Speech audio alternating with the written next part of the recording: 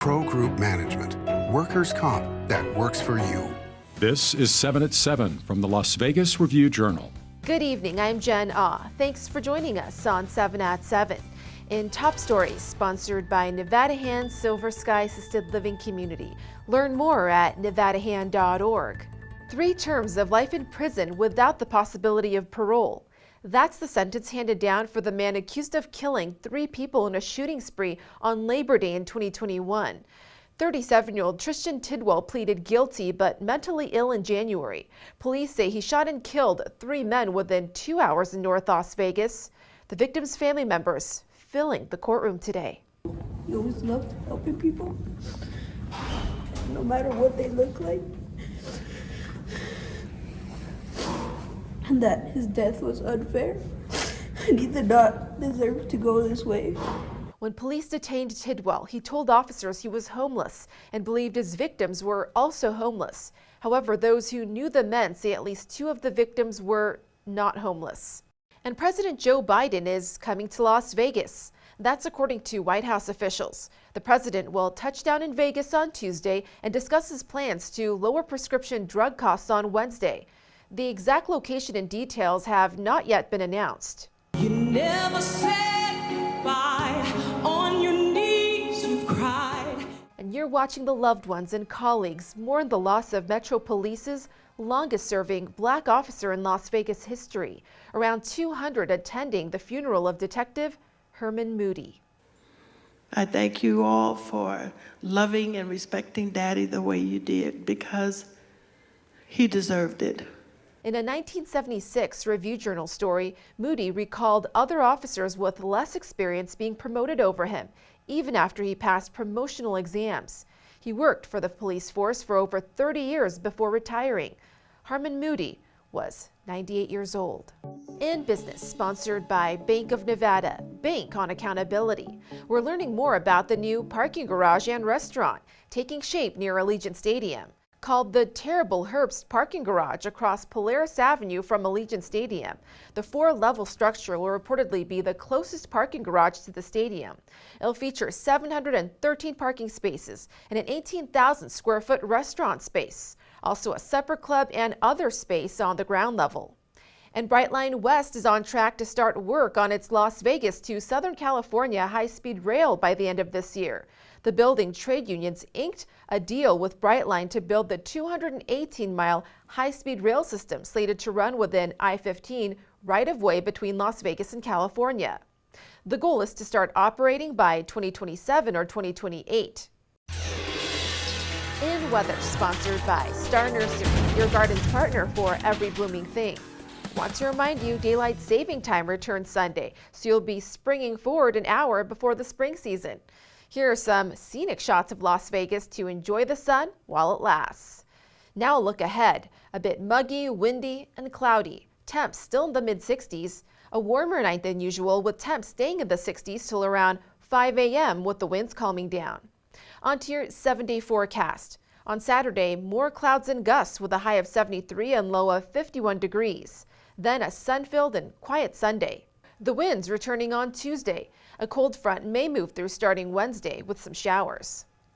Vegas Nation brought to you by Station Casinos, STN Sports. Download the app today. The NFL's legal tampering window opens on March 13th and free agency begins on March 15th. Will the Raiders bring back Jared Stidham? Here's Vinny Bonsignor with more. He's a free agent. He could go out on the open market and see what's out there for him. The question is, what is it going to cost to bring him back? I would say between $5 and $6 million a year, and the Raiders would be able to use him potentially as a starter or maybe as the backup, depending on what else they do in free agency or the draft.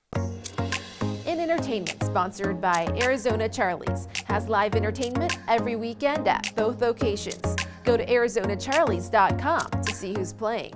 Looking for some spots to eat and drink for St. Patrick's Day? Dominique Ansel in Caesar's Palace is offering its Lucky 7 pastries for $12.99.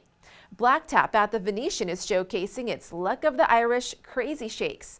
And Hearthstone Kitchen is preparing its Guinness Braised Short Ribs. For more, go to lvrj.com. Plus, a popular restaurant inspired by Spanish small plates is relocating.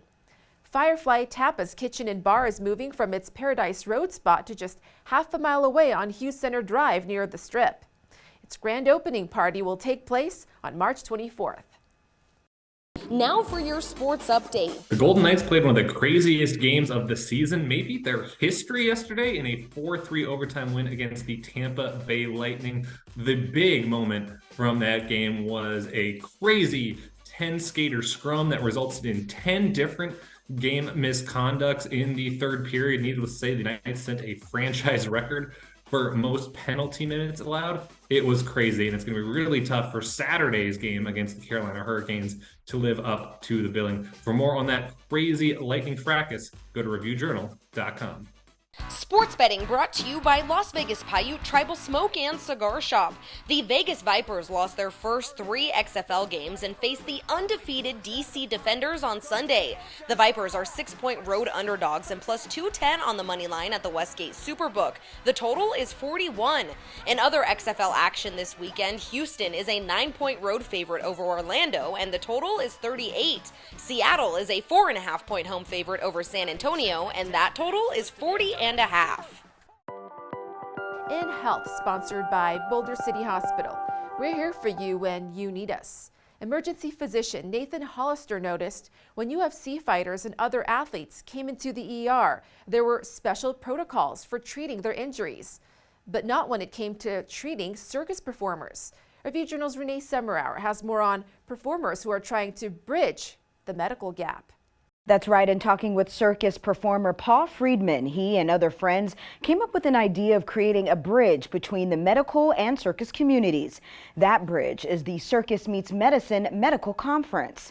The conference aims to educate medical professionals in the largely unexplored space where circus meets medicine. Friedman says he estimates that there are 400 to 600 circus performers in regular shows in Las Vegas and many more here for training. And because of their occupation, performers are at risk for acute and chronic injuries. Very weird gray area, and that's part of what inspired this conference. We want to create more understanding of exactly what are the demands and workloads of circus and how can they be very properly rehabbed and treated. Circus Meets Medicine is scheduled for 6 p.m. to 10:30 p.m. on Tuesday at the Las Vegas Circus Center, suite number 102.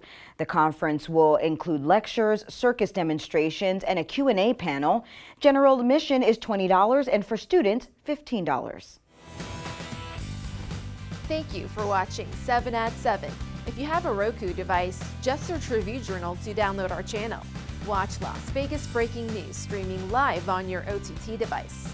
See you on Monday for more 7 at 7. Review Journal Studio, sponsored by Adam Kuttner. Get the maximum settlement as quickly as possible. This 7 at 7 update, sponsored by Pro Group Management. You're watching 7 at 7 from the Las Vegas Review Journal.